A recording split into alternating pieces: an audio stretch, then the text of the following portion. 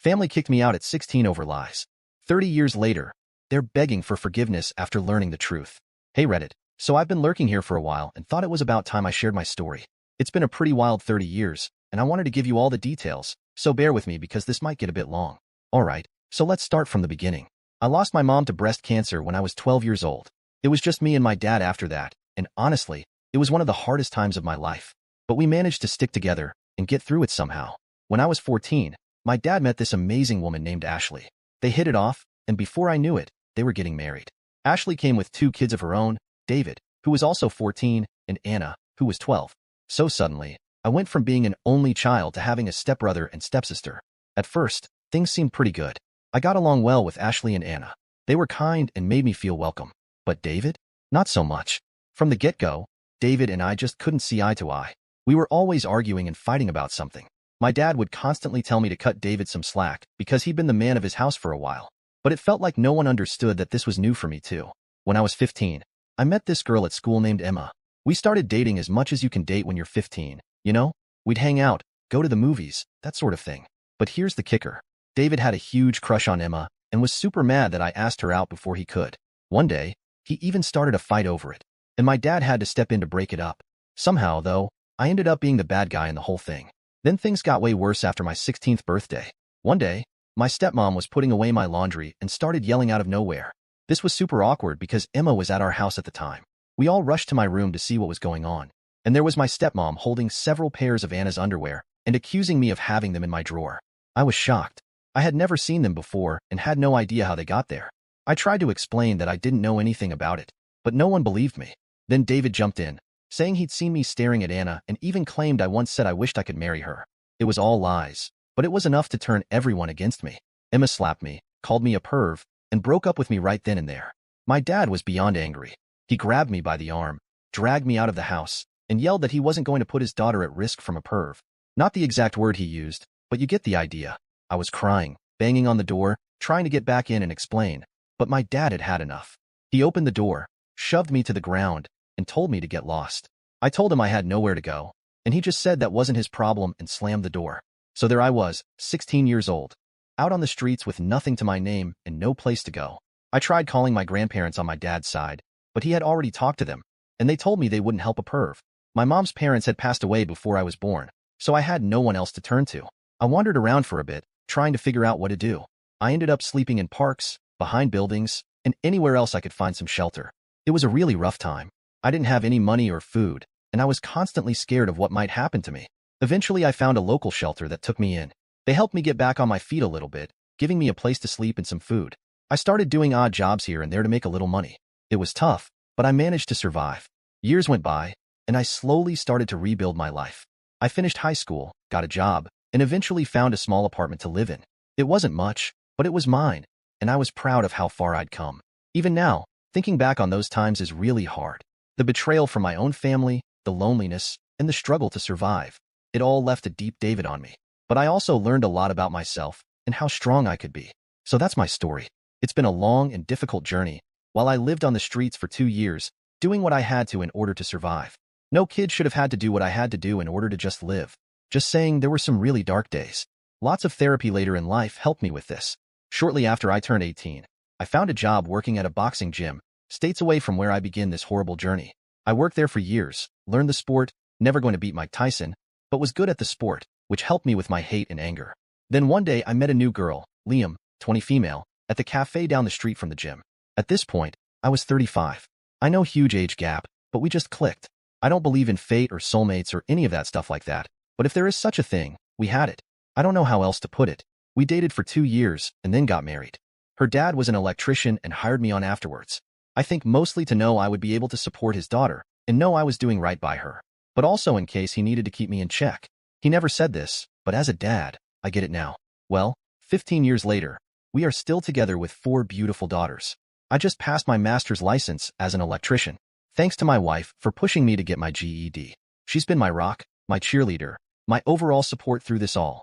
And I can't tell her enough how much she changed my life and how much I love her.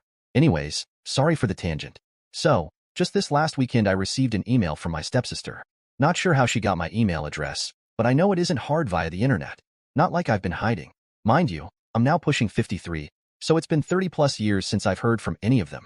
It was a long, long email. Not going to give you all of it, but the meat of it is they now know what really happened. David, I guess, was busy drinking with his buddies on Friday, and somehow my name was mentioned. David, I guess, started bragging how he set me up and took my girl. Yep, David and Emma got together married all those years ago. They were all laughing, hoping I died on the streets. Bunch of rude and vile stuff. Guess he forgot Emma was there, and she heard it all. So she called my stepsister to let her know. And so Anna spent all weekend trying to find me. Like I said, the email was long short of it is they want to apologize face to face. Although it was already said in the email multiple times and want to make up for lost time.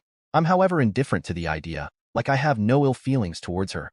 She obviously was young and had no real say in the matter, but with lots and lots of therapy, I learned to let go of that hate and anger, and to let go of them as well. With all the love I received from my wife, kids, and in-laws, it's all I really need. I'm of the idea of just deleting the email and moving on like nothing happened. My wife thinks I should at least respond back, even if to say something snarky like, "Thanks for finally believing me only took over 30 years. Did I mention my wife has a mean petty streak to her? LOL, she's awesome. Not asking for advice. Just wanted to share my story." There is a boxing quote that I have up in my house that reminds me every day to see a man beaten not by a better man, but by himself is a tragedy. Edited pushing 52, 53 because apparently people are getting hung up on my age because, if it's not perfect. Yes, that's it for you. Update 1. First, I want to thank everyone for their kind words and advice. I wasn't looking for advice, just wanted a place to share my story to those that gave me credit for overcoming everything. Thank you. However, the wife thinks she deserves most of it, LOL. And in all honesty, she does. To those that think this is fake, it's Reddit.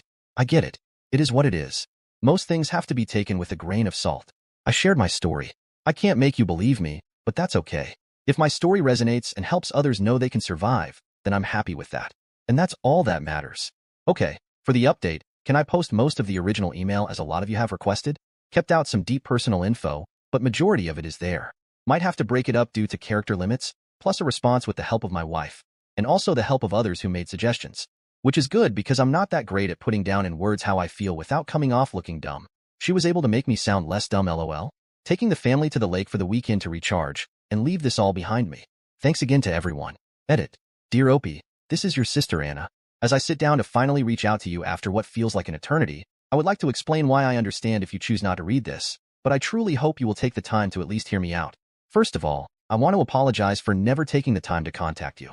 Before I was misled by David and Dad, who constantly painted a negative picture of you in my mind. They filled my head and heart with lies, and made me believe that you were someone you were not. For a while, I held on to hope that you would come back home, but as time passed, and their words continued to poison my thoughts, I let go of that hope and allowed myself to believe the worst about you. It pains me to admit that I even started to hate you, despite the fact that deep down, I always considered you a brother to me. I felt betrayed by the twisted image that was presented to me, and I regret not reaching out to hear your side of the story sooner. A lot has changed in our family since you left. I got married, and now you're an uncle. Mom and Dad are still together and are preparing for retirement. David and Emma eventually got married, and they have no children. However, the truth that has recently come to light has shaken the very foundation of everything I thought I knew. On Friday, Emma overheard David boasting about how he orchestrated the setup against you, how he manipulated the situation to make you look bad, and how he convinced us to turn against you to his friends as they all got drunk. They laughed about the pain he caused you, and the lies he spread, all while belittling you in the cruelest and meanest ways possible, saying things like, "They hope you died in the streets." Emma couldn't keep this bombshell to herself, and when she confided in me, my world came crashing down. To think that I could have been so wrong about you for all these years is a heavy burden to bear. I can't begin to express how deeply sorry I am, as is Emma. We both realize now the extent of the manipulation and deceit that was carried out against you, and we are devastated by this fact. After sharing this revelation with Mom and Dad started crying, like really crying. I'd never seen him cry before. I believe it because he has been carrying around a lot of guilt all these years. Obviously now, knowing the truth, he is now having to deal with the consequences of his actions. However, after several hours of talking, we all came to the conclusion that we needed to find you and make amends. I have spent hours trying to locate you in the hopes that I could reach out and extend a heartfelt apology for the years of misunderstanding and mistreatment and hurt. I know that words can never undo the damage that has been done to you, but I sincerely hope that you can find it in your heart to forgive us. We long to make amends, to start anew, and to maybe even make up for lost time. Please know that I am truly sorry for the pain and hurt that you have endured because of our ignorance and blindness. I hope that someday we can meet in person so that I can look you in the eye and express my remorse face to face. I can only hope that you will consider giving us a chance to right the wrongs of the past and to heal the wounds that have been inflicted on you by us.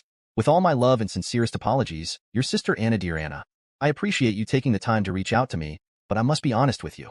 The years of pain and hurt caused by the lies and manipulation by David and the betrayal by Dad have left deep scars that will never be truly healed. While I understand that you are now aware of the truth and are genuinely sorry for what has transpired, I find it difficult to simply forgive and forget the betrayal and abandonment I experienced at the hands of my own family have left me with a sense of distrust and resentment that can never be overcome. The damage that has been done has impacted me in ways that you may never, ever, fully and truly understand. And the idea of trying to reconcile now feels like an insurmountable task. I have spent years in therapy trying to come to terms with the pain and deep trauma I endured, and I have worked hard to build a wonderful life for myself that does not rely on the presence or approval of those who turn their backs on me. While I am grateful for the apology and the newfound awareness of the truth, I do not feel compelled to rekindle a relationship that was built on lies, deception, and betrayal. Especially after all these years, I have found peace and closure in distancing myself from those who caused me harm, and I do not see the need to reopen old wounds in the name of reconciliation. While I believe in the power of forgiveness, that isn't something I can give. I wish you all the best in your life. I really do. But I must prioritize my emotional health and self-preservation above all else. I hope you can respect my decision and understand that the wounds of the past will take a lifetime to heal. I would appreciate if you pass this fact on to the others. And please don't reach out again. I must look to my future and not my past. Sincerely, OP Update 2. Hey Reddit, strap in folks, because I've got an update that's basically a season finale level twist in the saga of my life.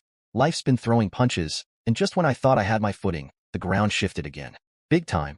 Let's break it all down, and trust me, you might want to grab a coffee because this is a long one. First things first, I got a call last week that stopped me in my tracks. A hospital call about my dad. He's seriously ill, and the doctors were talking in terms of not much time left. That news alone was a lot to handle, but life had more in store. Almost simultaneously, I found out that my stepbrother David has been disowned by my dad. Yep, the plot thickens. Apparently, after years of bad decisions and escalating behavior, my dad reached his breaking point. But here's where it gets even juicier. Emma, remember her? The girl both David and I dated way back when? Well, she left him. And she didn't just walk away quietly. She dropped some truth bombs on her way out that have seriously shaken the foundations of what I thought I knew. During their final blowout, Emma said David bragged about how he manipulated the whole situation that led to my teenage years falling apart. The accusations, the lies, everything. He thought he was impressing her with his control and cunning, not realizing it would backfire. Emma was horrified, and once they split, she felt I deserved to know the truth after all these years. So, there I was, dealing with my dad's illness and hearing that my life was turned upside down all those years ago based on a twisted power play by David. It was vindicating and infuriating all at once. All the pain, the struggles, the lost years because of petty jealousy and lies. With all this swirling in my head, I still had to face the reality of seeing my dad, possibly for the last time. I wrestled with a storm of emotions. Anger, hurt, a weird sense of duty, and yeah, love. It's complicated. I decided to go see him. I needed closure and maybe, just maybe, there was a part of me that needed to know if there was anything salvageable between us. Sitting by his hospital bed was surreal. He looked so frail, so different from the imposing figure of my youth. He apologized, actually apologized, said he'd found out too late about all of David's lies and was eaten up with guilt. We talked a lot, cried a bit, and it felt like we were tearing down some massive walls. It wasn't neat or tidy, but it was real. A raw, painful step towards something that might look a bit like healing. After that hospital visit, I've been doing a lot of thinking. What does forgiveness look like? Is it even possible? And what about the rest of my family? There's a lot to unpack. Emma reaching out and being honest was a big deal, and it's changed how I see many things. I'm grappling with how or if I want to reconnect with any part of my past, including her. As for my daily life, I've been trying to keep things normal, focus on work, my own family, and a bit of self-care. But man, it's tough. It's like trying to stay steady in quicksand. So here's where I turn to you guys again. How do you handle revelations that shake everything you believed about your past? How do you deal with the emotions of potentially losing a parent, complicated as your relationship might be? Any advice on managing these heavy, messy feelings would be massively appreciated. Thanks for letting me spill all this. Sometimes just typing it out helps put things into perspective. I'll keep you updated as I navigate through these choppy waters.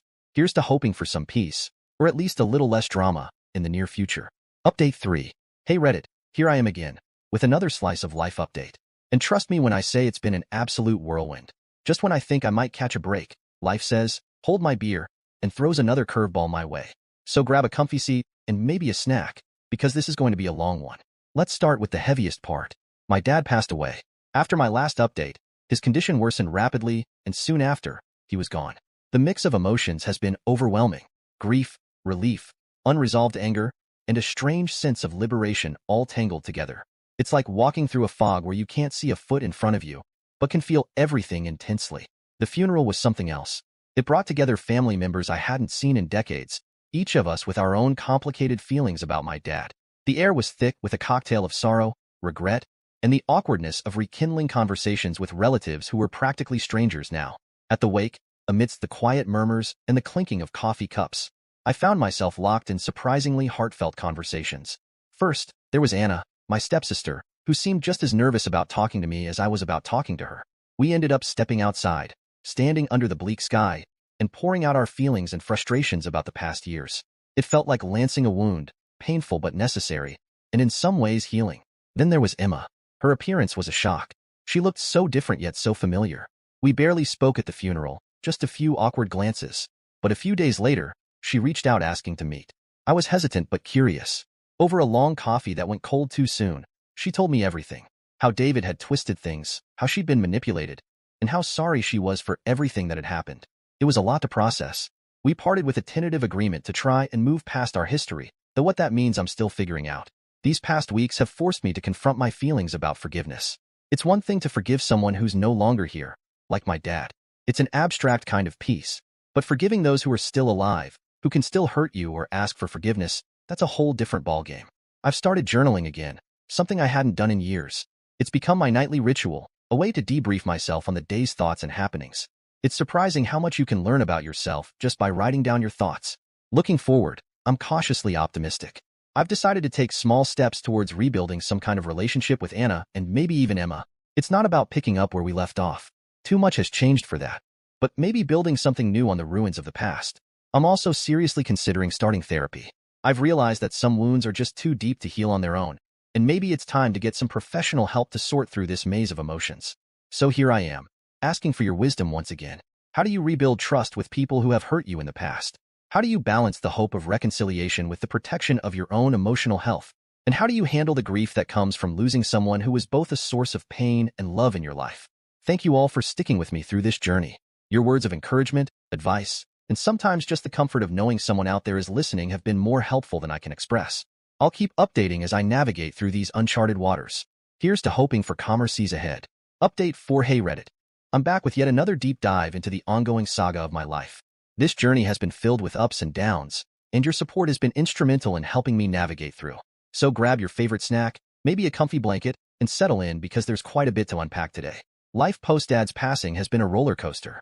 While it brought closure on some fronts, it also opened up a whole new set of dynamics within the family, particularly with Anna and Emma. Both relationships have evolved in ways I never expected, leading to some introspection about forgiveness, acceptance, and moving forward. After reconnecting at the funeral under such somber circumstances, Anna and I have been cautious circling back into each other's lives. It started with tentative texts and progressed to regular phone calls. We even managed a couple of face-to-face meetups for coffee, which felt like stepping back in time, but with a new perspective. These meetups have been about untangling the past, confronting our memories, and discussing everything from daily trivialities to deep-seated family issues. It's been both healing and harrowing, peeling back layers of misunderstanding and hurt that had built up over decades. Anna shared more about her own experiences in the family after I was kicked out, how things weren't as perfect as they might have appeared, and how she struggled with her own issues regarding David and our dad. Hearing her side has been eye-opening and has given me a new lens through which to view our shared history. Emma reaching out was a curveball I didn't see coming. After our awkward interaction at the funeral, she sent me a long, heartfelt message asking if we could meet and talk. I agreed, albeit with some reservations. We met at a quiet cafe, a neutral space that seemed fitting for such a conversation. Sitting across from Emma after so many years was surreal. She apologized profusely for her part in the misunderstandings and the pain that followed. She explained how she had been manipulated by David, her vulnerability exploited in a game I didn't even know we were playing. While I appreciated her honesty, forgiving her wasn't straightforward. It's one thing to understand intellectually, quite another to reconcile emotionally. However, our conversation did bring some peace. It helped me close a chapter that had been left open, filled with questions and what-ifs. We parted ways with a mutual understanding that while the past couldn't be changed, acknowledging it could help us both heal and move forward. On a personal note, I've started seeing a therapist to help navigate my feelings about all these developments. The sessions have been incredibly valuable, providing me with tools to process grief, handle complex family dynamics, and forge a path toward healing. Therapy has also encouraged me to explore my own needs and boundaries, ensuring I don't lose myself as I reconnect with these parts of my past. Looking ahead, I'm cautiously optimistic. I'm learning that relationships can be rebuilt, even from the most fractured foundations, but they require work, patience, and a lot of understanding. As I continue to rebuild these bridges, I'm also keenly aware of the need to protect my emotional well-being. As I venture further into this journey of reconciliation and healing, I'd love to hear your thoughts on navigating complex family relationships. How do you maintain boundaries while opening up old wounds? How do you ensure that forgiveness doesn't compromise your well-being? Thank you again for all your support. Your advice and kindness have been a beacon during some of my darkest days. I'll keep you updated as this story unfolds. And here's to hoping for more healing and fewer storms. Update 5. Hello, Reddit. Here I am, back at it with another update from the soap opera that is my life. Thanks a bunch for sticking with me and dishing out all those nuggets of wisdom. They've been a lifesaver, literally. Grab your favorite snack because this update's a doozy and there's a lot to unpack. Life has been, well, a lot. Between rekindling old relationships and dodging emotional landmines, it feels like I've been running an emotional marathon. Let's dive into the latest chapters of this saga. My relationship with Anna has taken on a life of its own. We've gone from cautiously circling around each other to genuinely rebuilding the sibling bond we lost so many years ago. It's been a ride, sometimes bumpy, but mostly good. We've been hanging out more, having those long, deep conversations that you can only have with someone who really gets it, who's been through the trenches with you. Recently, Anna hosted a family dinner and invited me over. Yeah, stepping into that house after so many years was like walking into a time capsule. But this time, it felt different, more welcoming, like I was stepping into a new chapter rather than revisiting an old one. We laughed, we reminisced, and for a few hours it felt like the past had been just a bad dream. It was healing in a way I hadn't expected. Now, onto the more tangled bits. Emma and I have been trying to find some sort of closure or new beginning. But man, it's been tough. After our initial catch-up, which felt promising, things got a bit rocky. We met up again to try and untangle some of the emotional knots from our past. Let's just say it didn't go as planned. Turns out, old wounds don't always heal cleanly, and sometimes they start to itch. We ended up reopening some old arguments, and all those unresolved feelings came flooding back. It was raw and a little bitter. We decided that maybe some relationships are better left in the past, or at least need more time to figure out what they're supposed to be now. We're on a break, giving each other space to breathe and figure things out. Therapy has been my lifeline through all this. It's one thing to navigate complex family dynamics, but it's another to do it while keeping your own mental health in check. My therapist has been fantastic, helping me explore my feelings about forgiveness, change, and what it means to move forward. We've been talking a lot about the idea that healing doesn't always mean going back to how things were. Sometimes, it means creating something new, something hopefully better. This perspective has really helped me manage my expectations and work towards building relationships that are healthy and supportive, not just tied together by a shared past. As for what's next, I'm taking it one step at a time. I'm excited about some new opportunities on the horizon, some potential job offers, and a couple of creative projects that might just see the light of day soon. I'm also focusing on enjoying the now, spending time with people who uplift me, diving back into hobbies I love, and maybe, just maybe, starting to date again. I'd love to hear from you guys. How do you handle when old relationships don't pan out the way you hoped? How do you keep moving forward when the past keeps pulling you back? Any tips on managing the delicate balance of hope and realism would be super appreciated. Thanks again for all the love and support. It really does help more than you know. I'll keep you updated as things evolve, and who knows, maybe the next update will have some good news. Here's to hoping for smoother sailing ahead. Cheers.